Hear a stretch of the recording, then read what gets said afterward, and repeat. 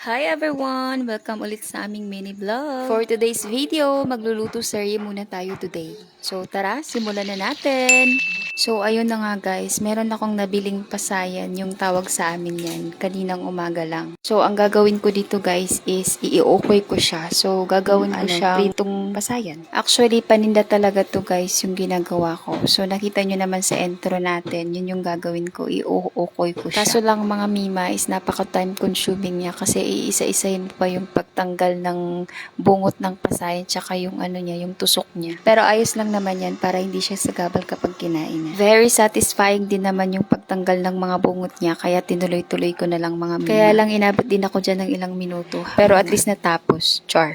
So ayan guys, paghalu-haluin nyo lang lahat ng mga ingredients. So sundan nyo lang yan kung gusto nyo din magluto ng ukoy. So may halo tayong tutorial for today's video.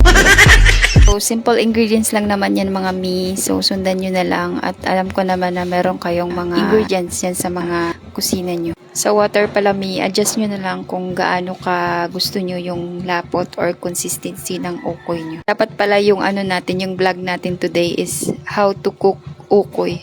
Char.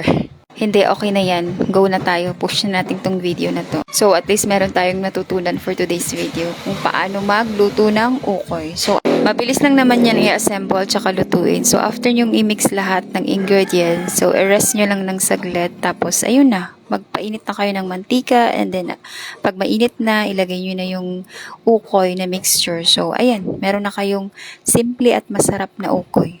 So, syempre, tinikban din natin yan para alam natin kung pasado ba o hindi. At ayun nga, sobrang sarap niya mga mi. Try nyo na. So, yun lang guys. Sana may natutunan. Kung gusto nyong bumili, punta kayo dito. Char.